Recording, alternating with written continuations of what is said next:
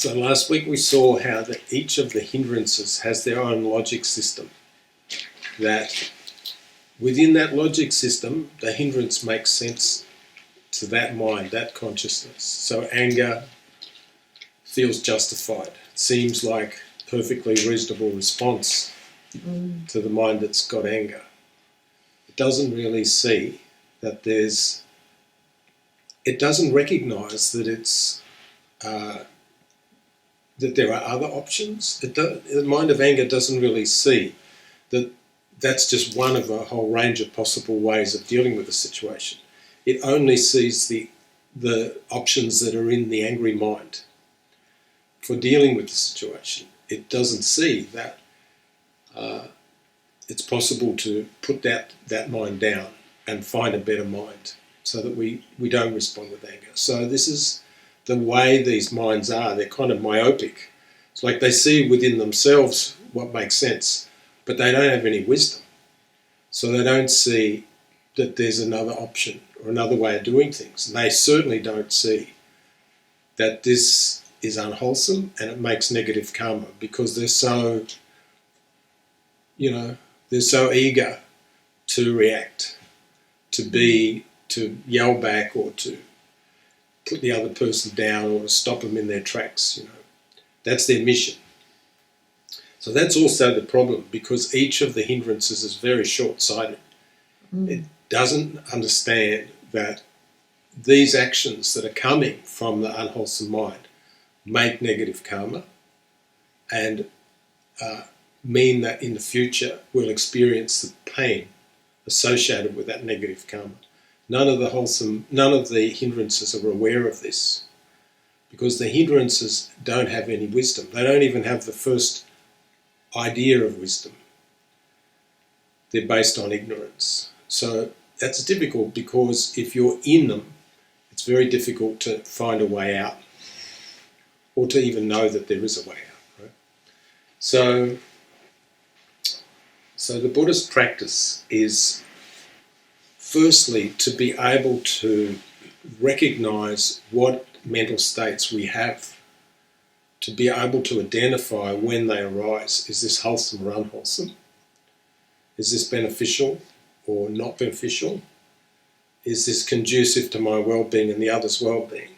And then, if it is unwholesome, what's its name? What is it? Because if you know what it is, then you're better equipped to be able to cut it, to see what the stickiness of it, to be able to put it down. So, to some extent, we need to be familiar with the characteristics of each of the hindrances, so that we're alerted to them when they arise. If we know the characteristics of flurry and worry, then when it comes up, we're likely to be able to say, this is flurry and worry.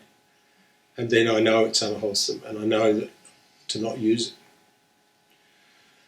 So I was talking to Misha about this flurry and worry last weekend, and she said that she gets flurry and worry. We all seem to get flurry and worry, but she said one thing that she'd noticed is she can be really worrying about something one night, so she's lying in bed and can't put it down, and just seems to be stuck in a loop of this flurry and worry. But then the next day, the idea of what she was worried about can come up in her head, and she can go, oh, that's not a problem, I can deal with it. It's the same thing that she's thinking about. But one mind takes it as a problem and gets caught up in it. The other mind says, it's all right, it's not a big deal, I can manage, Well, that's the difference between, that's the way the flurry and worry mind is, that it doesn't have a very good perspective of the things that it latches onto. It blows them out of proportion. And so it's like saying that the flurry and worry mind is really good at worrying. And it gets the data from outside, and it's like food to that mind. And then it chops on it. And it can keep you awake. So I'm describing it to, we're talking about its characteristics, so that means that when it comes up, we're kind of alerted to it. If we know what what its characteristics are, we can be more aware of it. So another element of flurry and worry that is, it doesn't operate in the present. It's worrying about something, or it's agitated about something that's yet to arise, or it's agitated about something that's happened in the past. So you can bet that when flurry or worry is there, you're not in the present. Your mind's playing with the future, or playing with, and which is an imagined future, because I mean, all the things that I've worried about, in some respects, they've all been resolved. Like, where are they now? I mean, they're not like a big deal in my world anymore, because it's imagined. That worry mind is dealing with an imaginary problem, and it's dealing with it with the wrong method, because worry is not a good method for resolving problems. Like, if you've got a problem, no one will say, now just sit there and worry about it, because that's how you'll fix it. It's just, the worry mind can't resolve things, because it's not interested in resolving things. It's interested in worrying about things. It doesn't have an agenda to fix the problem. It doesn't fix problems. I don't know if you like to recollect when you've had things that worried you. Did the worry mind actually come up with a good solution? I know in my case the answer is it definitely never does. Because its job isn't to come up with solutions. The worry mind comes up with problems. That's its function. That's how it operates. So if you walk around in the world with that mind, you'll pick up things that mind can get worried about. It doesn't put them down. It doesn't know how to put them down. It just knows how to worry. So it's like it's got one thing it's really good at, and it can worry. So therefore, if you start to consider this mind, you can start to see the futility of it, the limitations of it, and the danger of it, because it can't find a way out of its own loop. So it causes a lot of agitation, it causes a lot of mental disturbance. It can keep you awake for hours. And also, with flurry and worry, I'm really talking about the worry part of it.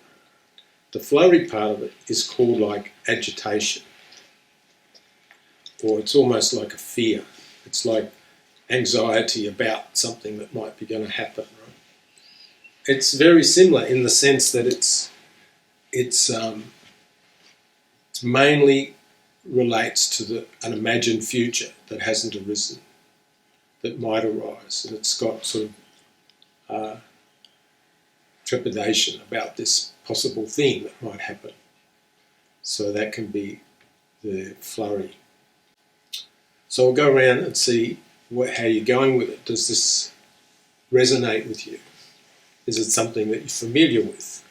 And what do you know about this sort of stuff? Jenny, you got any? Very familiar with it. Yes. Yeah, it's good to have it sort of mapped out in that way, and that sort of framework, and yeah, makes a lot of sense. Yeah, very much. Because we want to be free of it. Yeah, yes. So we have to be able to know what it is that to know its shape, to know its dimensions, because we don't want to be conned by it. And so this is how we go. Vivek.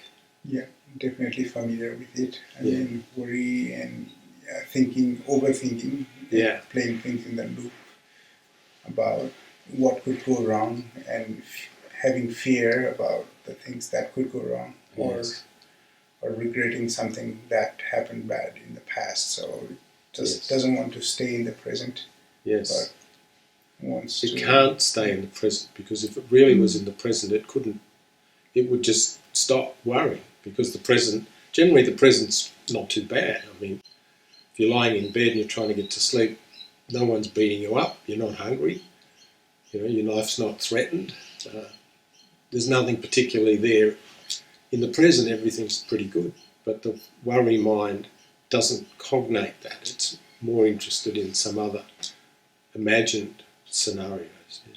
Yeah. So, in a way, is it one of the manifestation of how mind could play or come into a form? Is that one How aspect? mind could play or what? Come into a form, manifest into a form of this worrying mind. So it's the same mind that we have, right? So it's not a different part of the mind that we have, but it turns into that. When you say it's the same mind that we have, Mm-hmm. what Buddhism says is that there's not one mind. There's many minds, or types of consciousness. Mm-hmm. So it's not that we have this mind and it experiences different content and different reactions and different behaviours. If you have the consciousness of hate, you can't turn it into something else. It's not transformable. You can't make a hate mind love. You can't make it do something else. It's like a dog is a dog. You can't make it be a cat, right? Mm-hmm. In this situation with these different mental states, a hate mind can't be fixed up. You can never be taught something about not being a hate mind. So in Buddhism, what we're trying to do is give up the consciousnesses that we know or we can recognise are unwholesome or unbeneficial, because you can't fix the unbeneficial ones. So the best thing is you just drop it, get off it, recognise it, and switch to a different mind. So in the case of hate, if you recognise it, you have the possibility of sending loving kindness or developing patience with the thing that you don't like. You have other options that aren't the hate consciousness. Yeah. Okay, so in short, it's not the content of the consciousness itself, but it is a separate entity. It's a type of consciousness. Yeah. Correct. Yes. Okay. Correct. How you going with it? Let's see. Yeah, good. Thank you. It's good to have you sort of map out how it looks like, because we experience it, but because we're so close to it, we actually can't see it for what it is. Yeah. And I definitely had foreign worry coming up this week. Yeah. And I think my strategy was like to quickly notice it, Yeah. and tell myself, these are not the truth, and I'm not my thoughts and I'm not my feelings. Yeah. And then I take refuge, and then I had like a more wholesome thought. Yeah. That sort of cut it off. But there's a lot of momentary things that comes up, and then how much your mind's like to churn on unusual things just to make stories out of something. Yeah. Yeah, it's very it's very useless what it's trying to do. It makes no sense what it's trying to do anyway. Yeah. Good. Okay. Connie? Yes, I can resonate to that. Like, to me, if I need to catch a flight the next day, or like I have an interview the next day, or like a presentation, I know that the day before I always don't sleep well. Yeah. And I could recognize the pattern, but I didn't lay it out this way. I just feel like, it's just worry about being late, worry about not being performed at the level that I expect.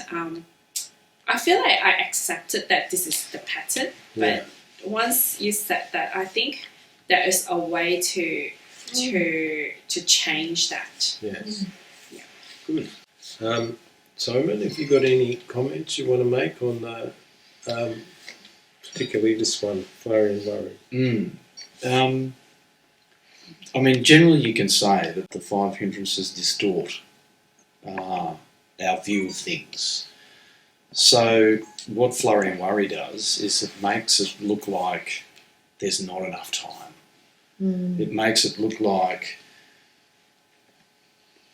I need to speed up in order to be able to like get it done. It makes it look like we're behind. It makes it look like it's not going to be possible, which tends to give you this idea that things are not.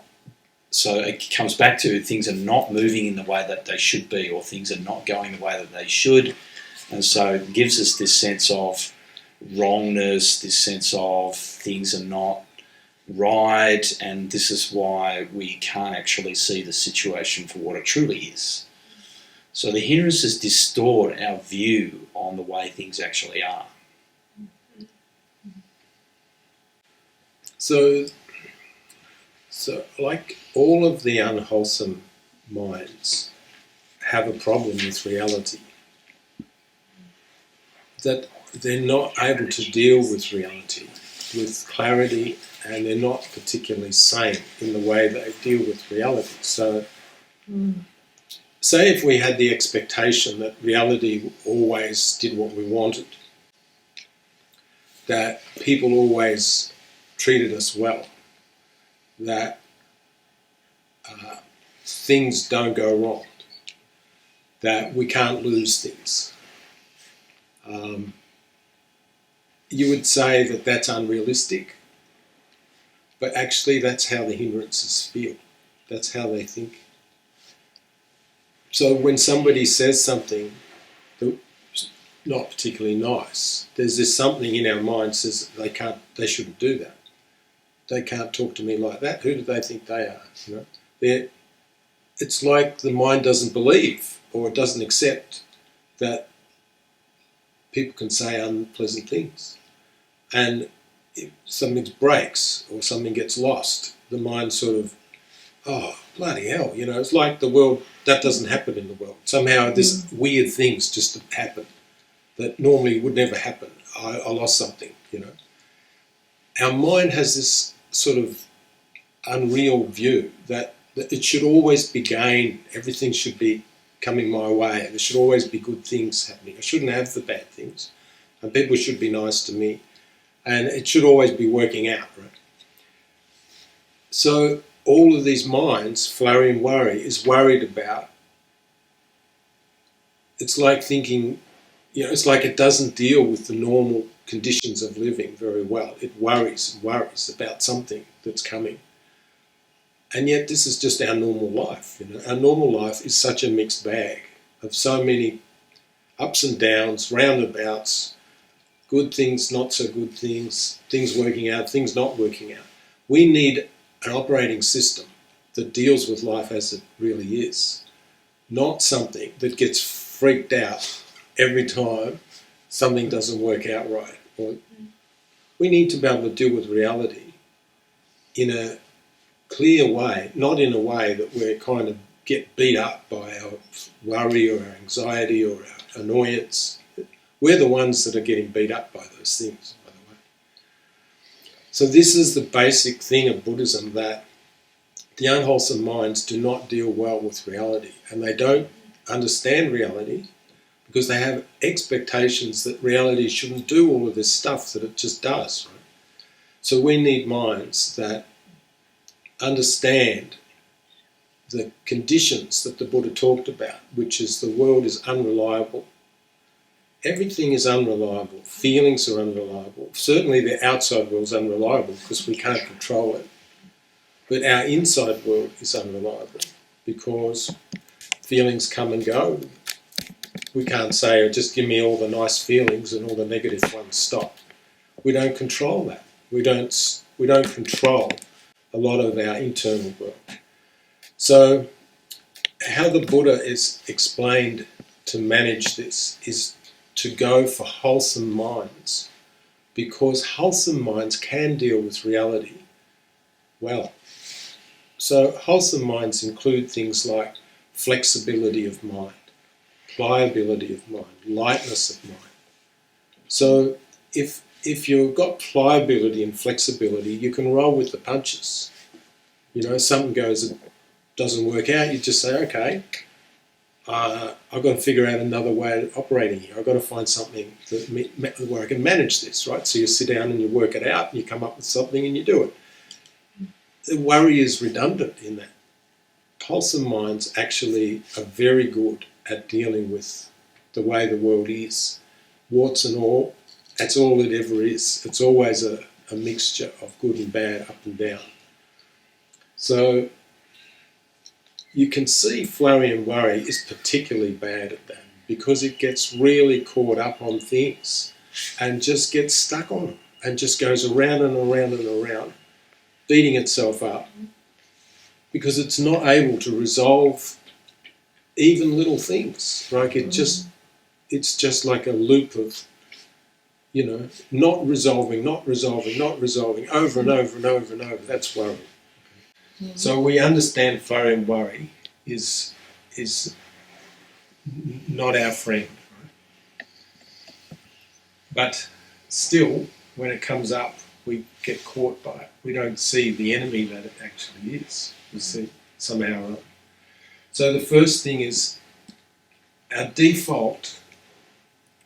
If we do nothing, our default is we probably get caught up in our flurry and worry minds. But we don't want to be operating on that. We want to have wisdom. So we need some sort of process or some sort of way of not getting caught on something that is very sticky. So the first thing is we need to live in the present, because if we're in the present, we can see what's arising much better. We can see things arising in our mind, and we can maybe recognise them, what those things are, right? If we're in the present. If we're not in the present, if we're not mindful, we're not going to be equipped to recognise these things that can just sort of envelop us. They don't not come through the front door, they come around the back, right? So if you're in the present, you can actually start to be aware of the arising of, say for example, flurry and worry. I mean, even if it's there for a little while, maybe it hasn't built up too much strength yet. Whatever the mind focuses on. So if the mind focuses on something it doesn't like, the thinking will produce the negative consciousness. The thoughts that you focus on will arise a negative consciousness too. And once the negative consciousness is there, it's much more difficult to abandon it. So the more you think about someone that pisses you off, the more hate comes in your mind. The thinking is the precursor to the hate. So it's like we're triggering our own hate by our thoughts or by our memories of thinking about them. So the idea is, firstly, be in the present, and then the next thing is we say, okay, I can see this thing that's arising is not wholesome, it's disturbing. I can see it's a disturbing thing that's arising in my mind, so it's unwholesome. If something's disturbing, it's unwholesome. So you try to consider, what is this thing?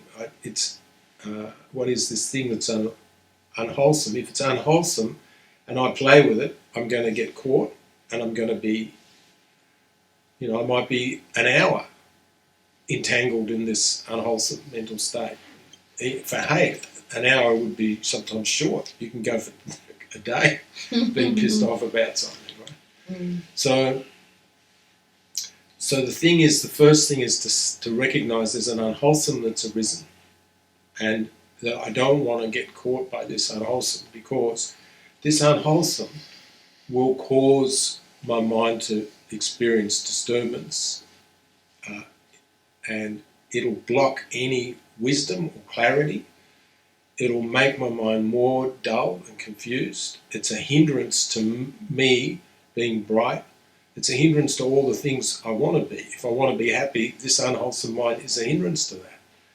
So it's about distancing yourself rather than being immersed in it. It's to be trying to step away from it a little bit and call out what it is.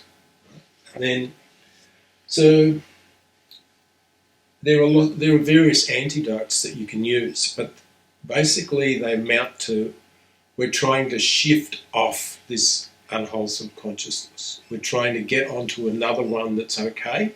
We're trying to leave this one alone. We're trying to drop it. We don't want to. Once it's on us, it's like we're in a dye of that colour, you know. And then it's hard to get that colour out, right? If it's anger, it's like red.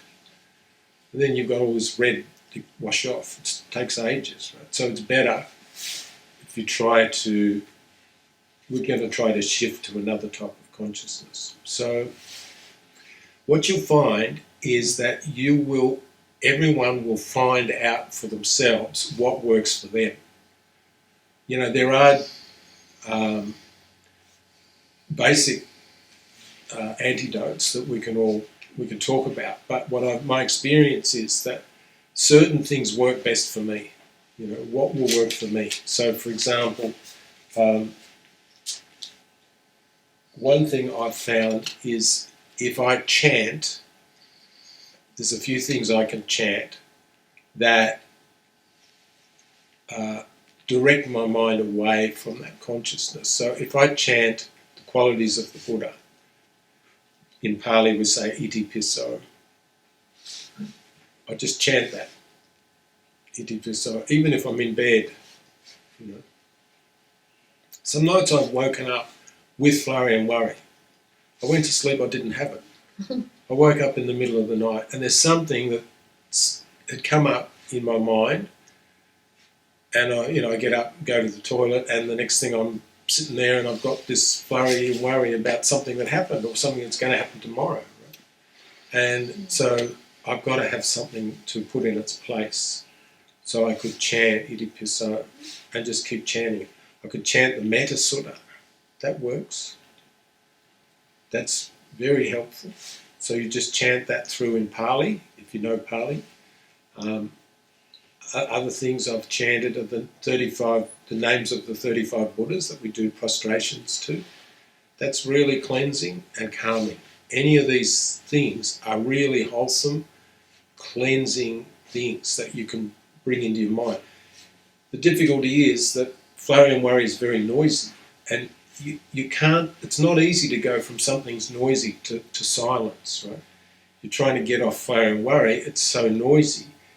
And you say to your mind, okay, we're going to let it go and just be quiet. The flurry and worry is still making the noise. How do you do it? Because it's occupying your attention. So if you find something to put in its place that's very clean and wholesome. So in Buddhism we learn these chants. And so any of those three I've found are really good. The other thing is, if you recognise that flurry and worry is hopeless at solving problems, it's the worst equipped mind for solving problems that you could find. Because its job is to worry or get anxiety or anxiousness. That's what its business is. That's its core business, right? So you're trying to get it to stop doing that, it's not going to do it. And you're trying to get it to solve the problem, it's no good for that. It's the wrong tool. It will only exacerbate the nature of the problem, because that's what it does. So maybe another option would be, you say, okay, I'm not going to fix this problem lying on my pillow here. It's the wrong time, it's the wrong situation. This isn't the right time to fix any problems, right? So I'm going to do a deal where at 9 in the morning I'm going to sit down for 10 minutes and I'm going to fix it. Right? It's not now. This is the worst time to fix the problem. Right? I'm going to fix it at this time. And then you make it a specific appointment where you're going to sit down and analyse the problem with an analytical mind, which is a totally different mind. You're just going to analyse the nature of the problem and what your strengths and weaknesses are and what the opportunities are to deal with it, and come up with a few options of, okay, I could do this, I could do this, I could do this. All of which are ways of dealing with the problem rather than just getting lost in a fog of worry. So sometimes that works. You know, the thing is, your mind is changing all the time. Maybe there's not one solution that fits every situation, maybe, but you need to build skills. These are mental skills at dealing with the things that cause us to struggle and have difficulties. So you need to build a toolkit of resources that you can use to deal with the negative hindrances. So that's one of them. Another one is to consider the disadvantages of this mind. Like go through and like a checklist. Okay, this is the disadvantages. It can't do this, it can't do this. I end up feeling like this happens, this happens, this happens. It's just to give you some breathing space to step back a little bit. You can get into the present, watch the breath.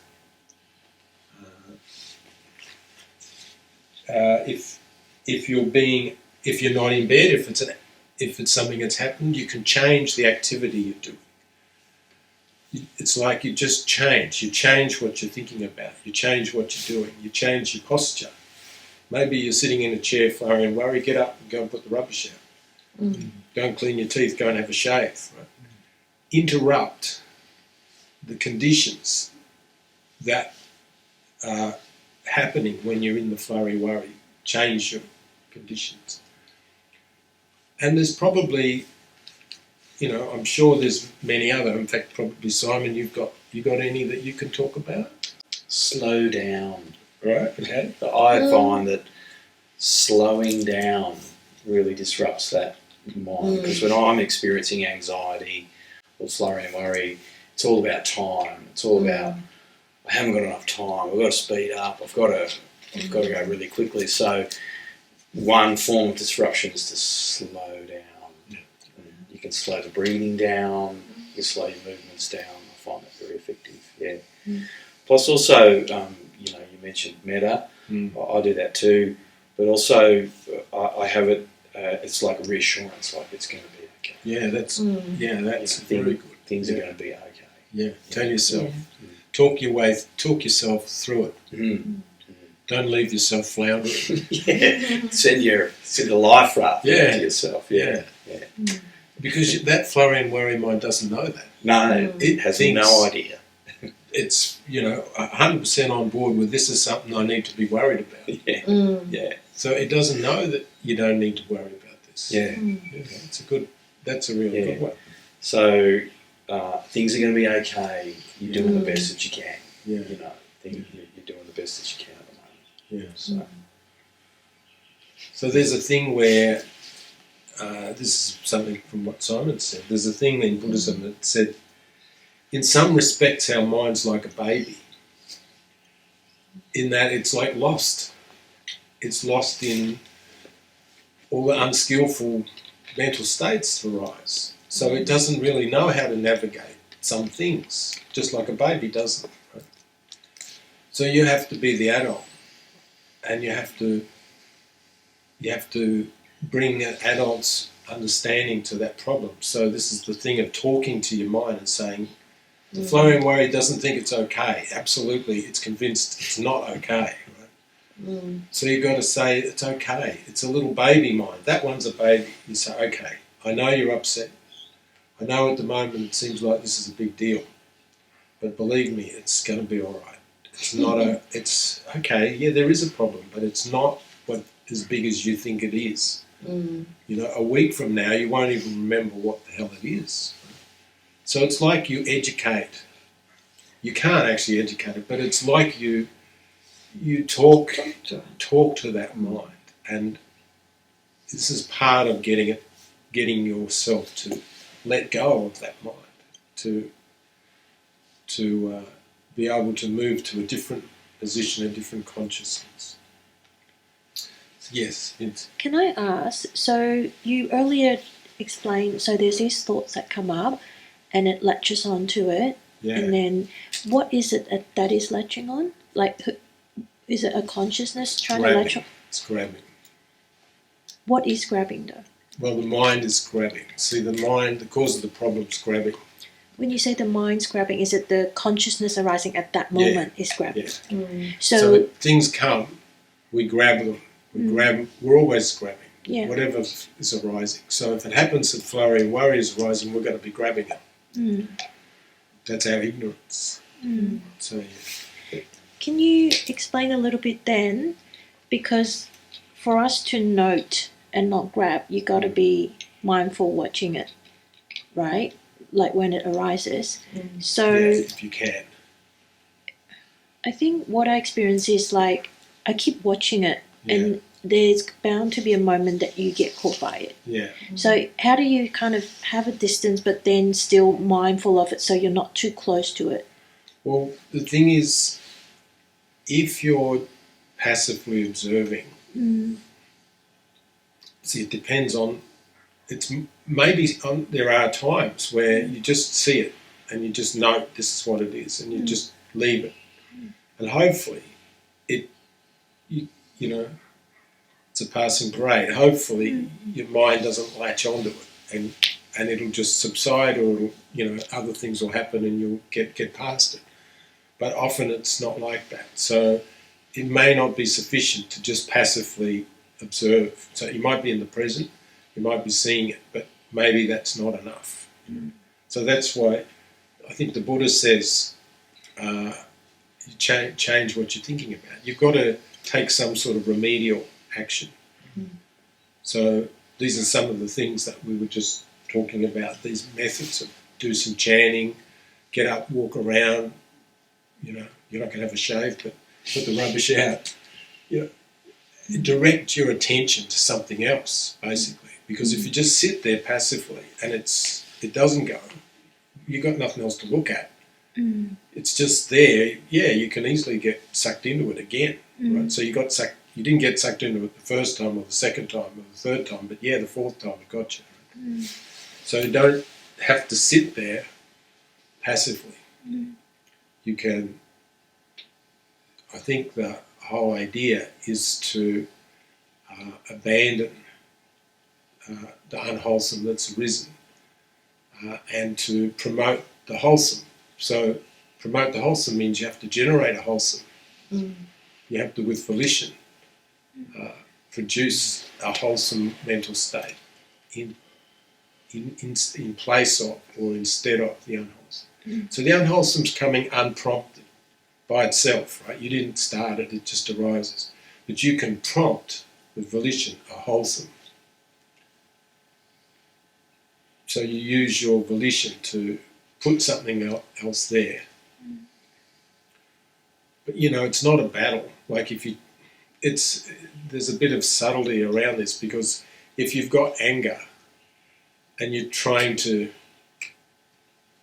suppress it, probably that's not what I mean, right? Because you're better off to direct your attention to something else than trying to conquer the anger. Conquer the anger, you're covered in it. You jumped in with it, and you and the anger are in the same room, right?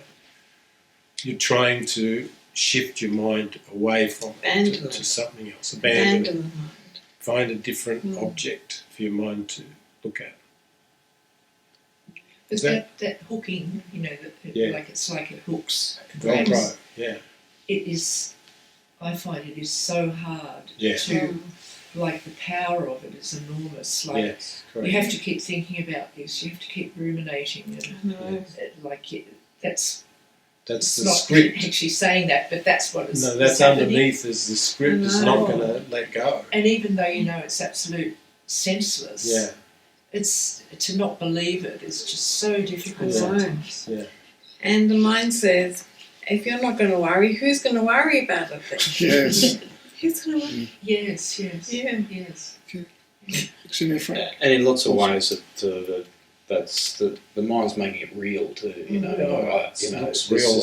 This is totally something that I need to worry about. Yeah. Yeah.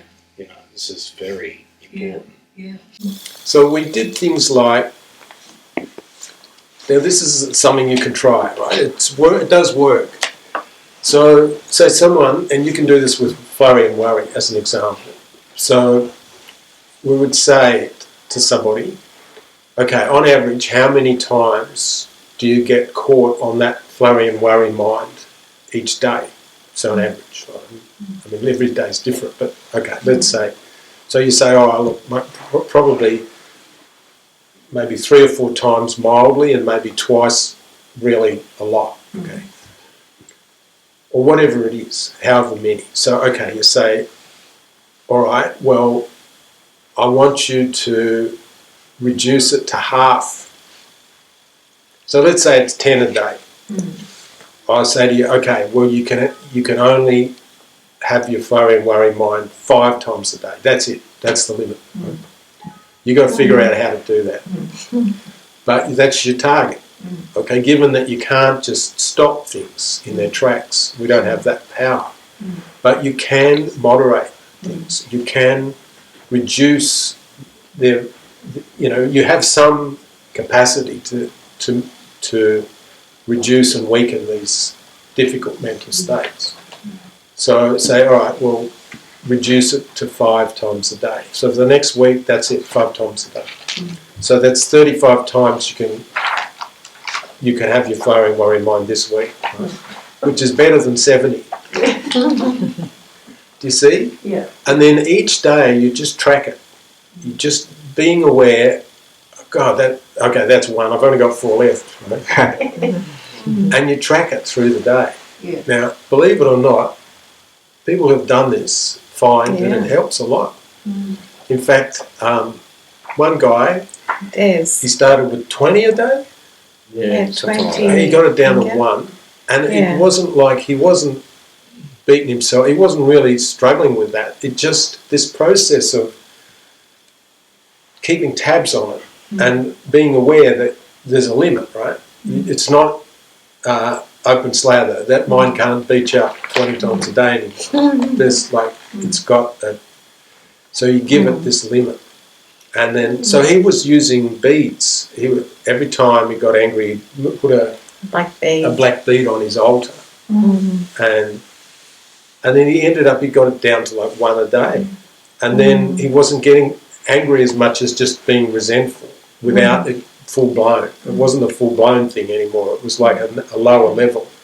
So then you've got to go back at that level and say, right, how many times a day in my average do I get resentful?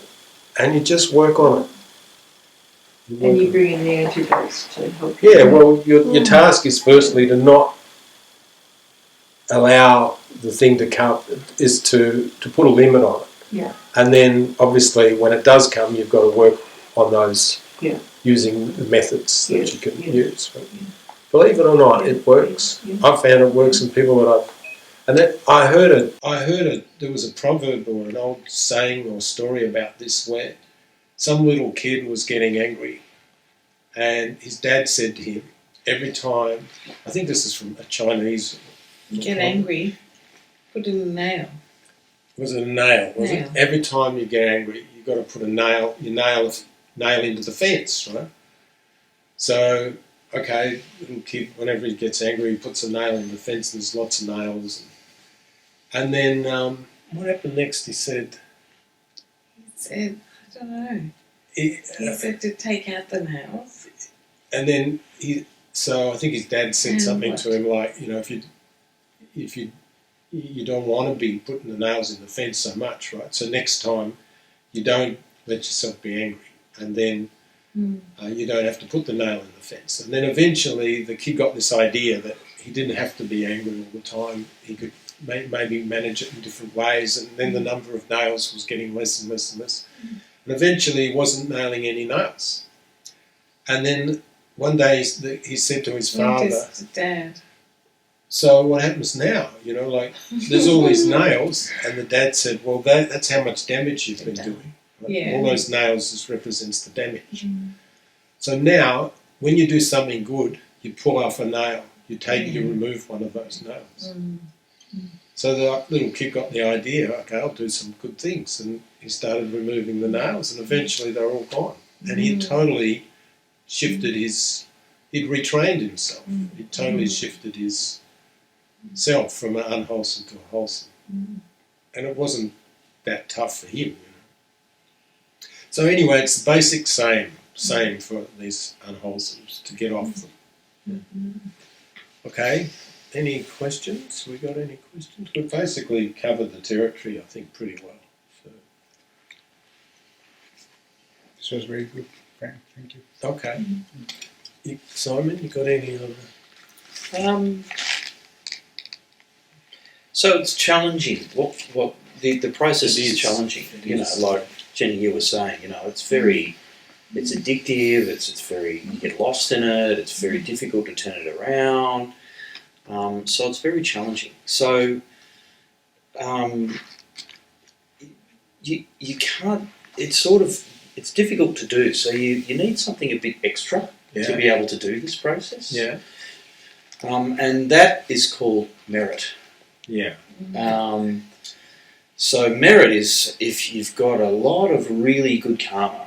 This makes this process much easier. Yeah. Much easier because your mind is elevated already. So it's in a much better position to be able to do this kind of work. Mm-hmm. Because when you've got a lot of really good karma, these minds automatically are less intrusive. Mm. Yeah. True. So instead of being like really just in your head and you just can't get rid of it, they're a little bit less noisy. And the more merit you make, these minds automatically start to reduce. So this process becomes much easier. So you've got more power. So therefore your practice gets better. Mm-hmm. So you have to build a really vast store of very, very good karma, which makes this process much easier. Sure. It's like you don't feel like you're alone. You know, you don't feel like you're lost. So that's kind of one of the secrets. So well, there's a few things. That's definitely one of them. So this is kind of where Buddha's teachings give other elements of practice that support our mental health. Really, is what you're talking about. So in Buddhism, it's like Buddhism 101 is to make good karma and not make bad karma. Right? And this is one of the reasons how that supports our mental health, because literally our mind starts to have some sort of natural protection against the defilements. They're not as harsh, they're not as loud, they don't come up with as much strength or force. And that's basically our merit, is giving our mind some buoyancy, and it's like a little bit out of the mud. The other one is precepts. Precepts are fundamental to mental health from the Buddhist viewpoint.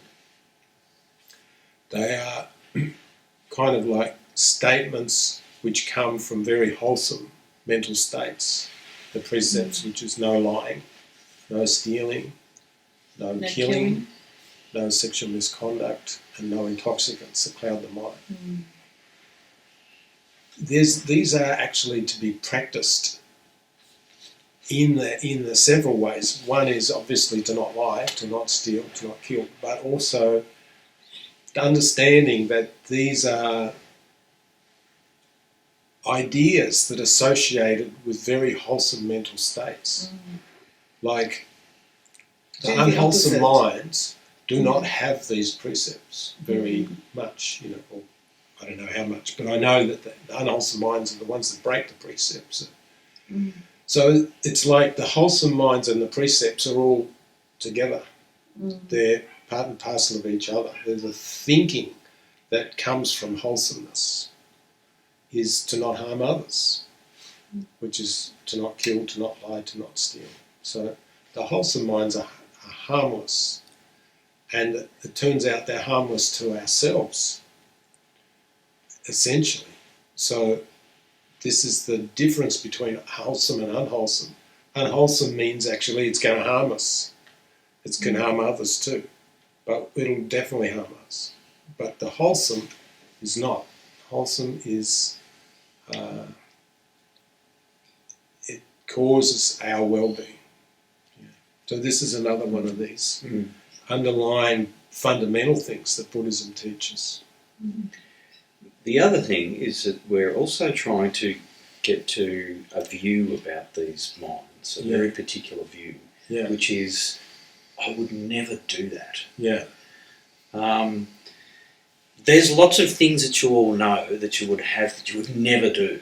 Like, Vince, if I said to you, can you just pick up that chair and throw it through that window? It's completely ridiculous. You would never do that. Do you know what I mean? So we have to have the same view about sloth and torpor and the things that it wants us to do. Which is one of the 5 hindrances. Yeah, we have to have the same view about flurry and worry. As soon as you feel that anxiety, it's like, that's really bad. You should not engage in that mind.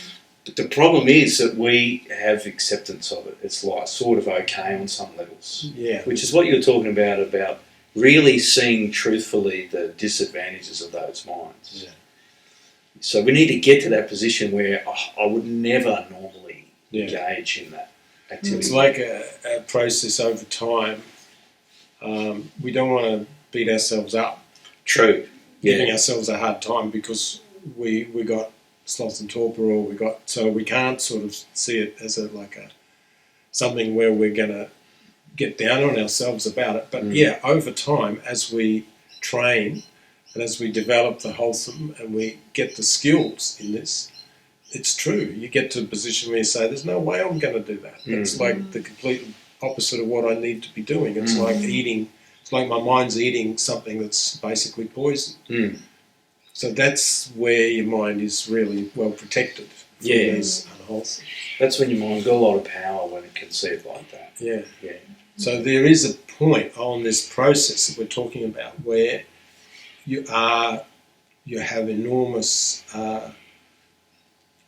it's really protection against the arising of the unwholesomes. They can come up, but they don't stay, or your mind is able to, it doesn't have any belief in them anymore. It actually sees that they're completely done, and then they don't stay. The stickiness is gone. Yeah. That's great. Thank you for explaining that. That's really good. Because I didn't know that. So yeah, that makes total sense. What I noticed too on the unwholesome Chetasika is regret.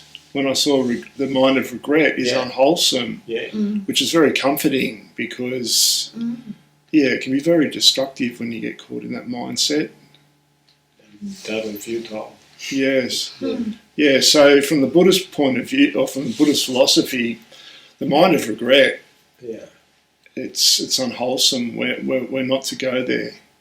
So you sort of say the past's gone, like you can't rewrite that, what you did. Like we've all done some crazy stuff and we know stuff that we've done that we should never ever do, never have done. But it's happened. It's past. We can't fix it. So what we can do is say, I'm not going there anymore. Yes. That's it, right? That's the end of that. I'm never going to do that. So you've got to move on by looking at how you need to behave and forgiving yourself, because at the time it's all you could do. Right? That's the best we could do with what we had at the time. It might be wrong, but at the time we didn't have the resources to do better or be better. So we don't have regret about it. We just say, okay, well, that's how it was then. But now I know I'm not going to be like that. Thank you. Okay, all right. So I think we're done for the class. We all good? Yeah. Okay. So it's 4 o'clock. Actually, 4 o'clock. So we dedicate the merits, and you can record this because this is the normal. This is the normal way to share the merit of the teaching and the consideration of what it takes to develop wholesomeness and to abandon unwholesomeness. May the merits made by me, now or at some other time, be shared among all beings here, however many they be. May the merits made by me, now or at some other time, be shared among all beings here, however many they be. May the merits made by me, now or at some other time, be shared among all beings here, however many they be. May this merit accrue to my mother and my father. May they be happy.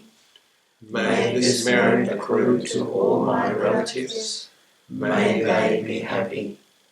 May this merit accrue to my teachers and my preceptor. May they be happy.